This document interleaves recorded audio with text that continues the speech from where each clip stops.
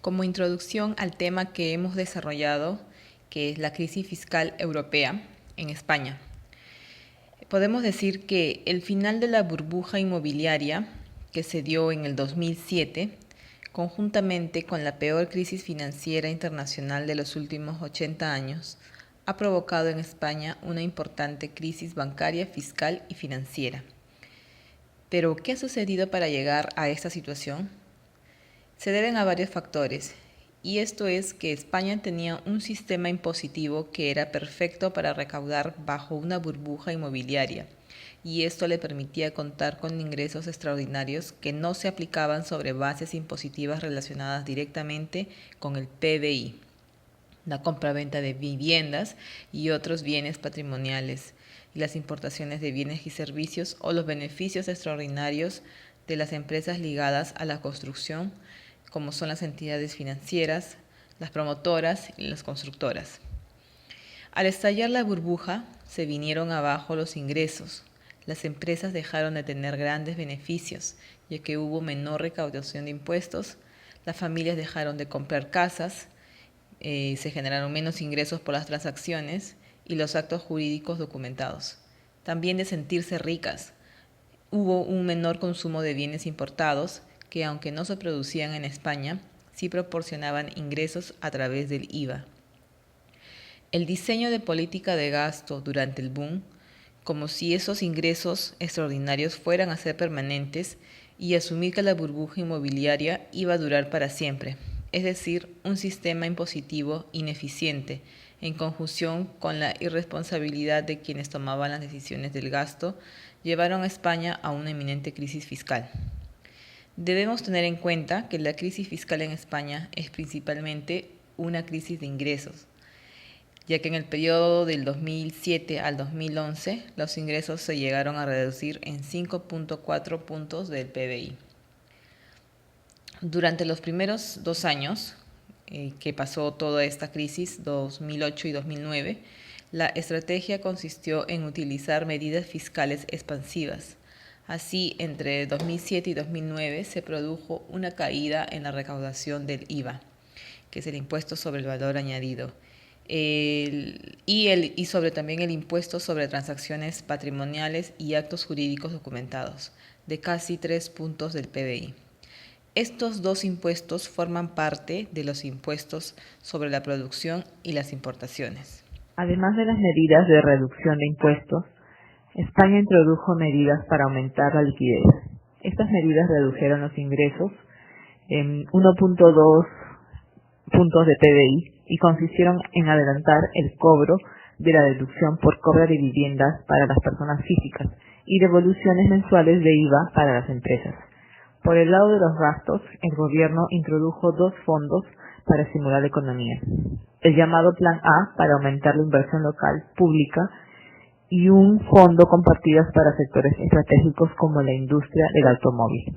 En la segunda fase, que se llamó la consolidación fiscal, en esta segunda fase las recomendaciones de las instituciones internacionales cambiaron radicalmente. Con el estallido de la crisis griega, al finalizar el año 2009, los países de la eurozona comenzaron a sufrir las consecuencias de sus desequilibrios fiscales. La emisión de deuda pública empezó a ser cada vez más cara para los países con mayor déficit. Y ahora, en España, la prioridad es reducir el déficit. Es necesario también que España sea atractiva para los trabajadores altamente cualificados para atraer las inversiones extranjeras de alta productividad. Esta es la razón fundamental por la cual hace falta reformar el impuesto a la renta sobre personas físicas, eliminar las deducciones y reducir la progresividad, o mejor transferirla a las rentas verdaderamente altas y de origen patrimonial con la introducción de un nuevo impuesto sobre la riqueza. En la parte de gastos es imprescindible salvaguardar el gasto en educación. En España, además, existen proyectos normativos que incidirán sobre la materia. Proyecto de ley de modificación de la normativa tributaria y presupuestaria y de adecuación de la normativa financiera para la intensificación de las actuaciones en la prevención y lucha contra el fraude. La situación en España debe comprometer a sus autoridades a adoptar estrategias que optimice el sistema impositivo para la recaudación de impuestos y afrontar el reto fundamental que es decidir por un estado de bienestar. Acerca de los indicadores de la crisis. Pese a que el sistema financiero español había dado mejoras que otros países, a la hora de resistir finalmente, acaba también afectando por el desplome generado por Estados Unidos en el año 2007. Por aquellas fechas ya empezaron a mostrarse los primeros síntomas del estallido de la burbuja especulativa del mercado norteamericano, por las hipotecas de riesgo, por la morosidad hipotecaria, por el aumento del estado de las viviendas y la caída de los precios de los inmuebles. Ello conllevó a la bancarrota de varios bancos españoles, lo que llevó a una situación crediticia más estricta para que los bancos concedan préstamos y muchos embargos locales y residencias. Zapatero, expresidente español, reúne en octubre de 2008 a la banca española con el objetivo de que ésta mantenga el flujo del crédito a particulares y empresas, pero la concesión se reduce de manera brusca. Con ello conllevó a lo siguiente: aumento vertiginoso del paro y reforma laboral.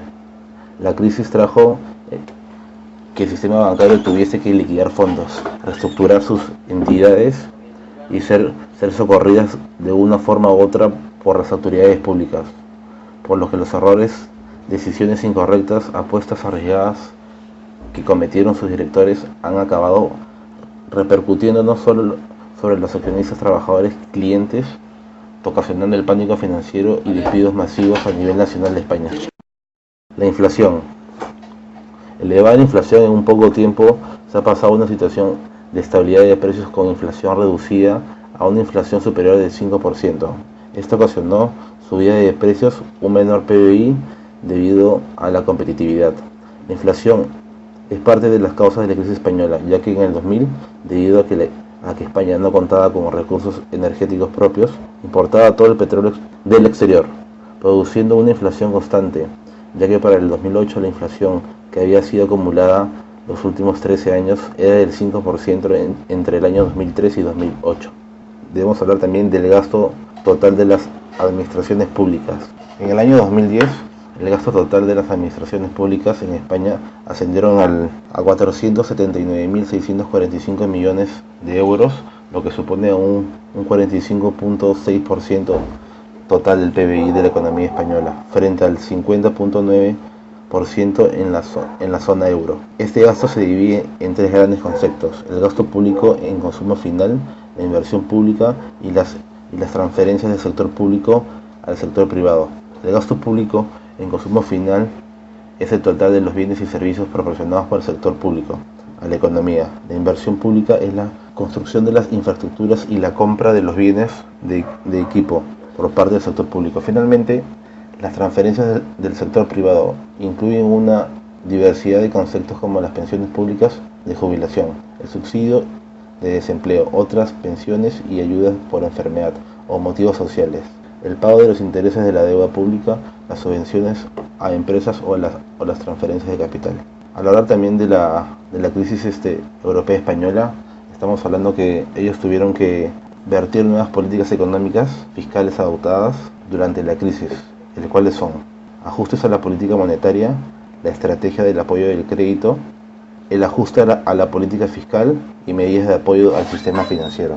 Dentro de estas cuatro políticas, quiero resaltar la número 2, que es la estrategia del apoyo del crédito, que me parece que es la más importante y donde resalta la reactivación a corto plazo de la demanda de inversión con objeto de salvar el desajuste de la oferta de una demanda efectiva insuficiente. Con su estrategia del apoyo del crédito, concentrándose en los siguientes objetivos: favorecer el correcto funcionamiento del mercado monetario interbancario, relajar las condiciones de financiación para las entidades del crédito y mejorar con ello el flujo del crédito a la economía en una mayor medida de lo que se lograría bajando los tipos de intereses oficiales, incrementando la liquidez del segmento importante del mercado para valores de renta fija privada, que desempeñan un papel importante en la provisión de la financiación a las entidades de liquidación. El tema que voy a sustentar a continuación es sobre los efectos de la crisis fiscal financiera española. La crisis financiera ha golpeado muy duro a España, logrando que sus ingresos públicos bajen duramente respecto a años estables económicamente. De esta forma, España ha concluido el año 2012 con una pérdida del 7% de su PBI, incidiendo negativamente en sus ingresos públicos, siendo los más bajos de la Unión Europea. El gobierno español tuvo que realizar una reforma de impuestos para lograr una economía sostenible. Se pensó que podríamos recaudar menos fondos porque los tipos impositivos españoles son menores que la media. Sin embargo, esta no es la realidad. El tipo marginal más alto de impuestos sobre la renta de personas físicas es del 52%, hasta 56% en comunidades. La media de la Unión Europea es 38%, y en sociedades, España es del 30% y de la Unión Europea el 22.7%. Esto se debe a tres factores: la economía sumergida, un país poco atractivo para el capital humano y el capital físico, y las altas deducciones fiscales existentes. La economía sumergida en España es probable. España es 5 puntos de PBI mayor que la de los países más avanzados en la lucha contra el fraude. Si conseguimos ser Suecia, nuestro PBI recaudaría 2% más. Sin embargo, no se terminaría de erradicar el problema del déficit, ya que la reducción y la eliminación del fraude debe ser en su totalidad, debe ser real, ya que las empresas más eficientes no puedan escapar del fisco y puedan competir en igualdad de condiciones con aquellas que solo son competitivas por no pagar impuestos. El segundo efecto impacta en los trabajadores más capaces y a la inversión, dado que ésta se trasladó a otro país con más beneficios para sus intereses. Es decir, hay 6 millones de desempleados españoles, los cuales trabajarán si se crean nuevas empresas que los contraten o si las empresas que tenemos se vuelven más eficientes y crecen. Lo primero solo se consigue atrayendo inversión y lo segundo atrayendo al mejor capital humano o a los mejores directivos. Ambas cosas se lograrán con una fiscalidad más atractiva que la media. El tercer factor y por último, las altas deducciones fiscales, se da debido a que el impuesto sobre la renta de las personas físicas es de 12.5% y el tipo en el impuesto de sociedades del 19%. Esto se debe a la gran cantidad de gastos que tenemos. Al final lo que se paga es una cantidad muy inferior a la que determinan los tipos. A su vez, en el año 2011 los gastos ascendieron a más de 11.819 millones y en las sociedades a 2.514 millones. Las conclusiones más relevantes en gastos que se deben erradicar son el importe por inversión en vivienda hogar, las prestaciones a planes de pensiones, el privilegio de premios de lotería, la disminución en arrendamientos de vivienda, el permiso de indemnizaciones por despido, entre otras. Si se elimina en su mayoría los gastos antes mencionados, se lograría una recaudación de 10.000 millones de euros, que sería un punto de PBI para el gobierno español. En la actualidad, 2/3 de la consolidación fiscal realizada por el Estado español vienen de ajustes en el gasto y solo una tercera parte de los ingresos. La presión financiera se ha trasladado primero a la inversión más que el gasto corriente y dentro de este a los medicamentos y tecnología, que son los inputs, y a la concertación antes que al consumo público. Todo lo antes mencionado, ha erosionado en la salud de los españoles, debido a que el desempleo erosiona el valor de la vida, la endemoniaa por la ansiedad y la enajenación mental por el aislamiento. Finalmente, la pérdida de recursos afecta a la autoestima y al sentimiento de reconocimiento externo en un bucle de carácter negativista. Para concluir, es necesario que se acometan una serie de reformas de carácter estructural que no pueden esperar. Entre ellas se encuentran la reforma fiscal. El aumento de los ingresos es esencial para seguir manteniendo los servicios esenciales del estado de bienestar.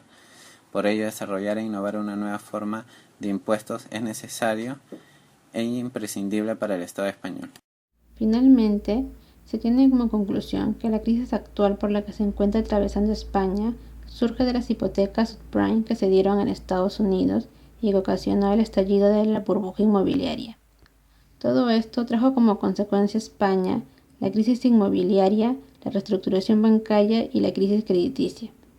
Es así que sus principales indicadores macroeconómicos, como la inflación, la tasa de desempleo, entre otros, comenzaron a incrementarse.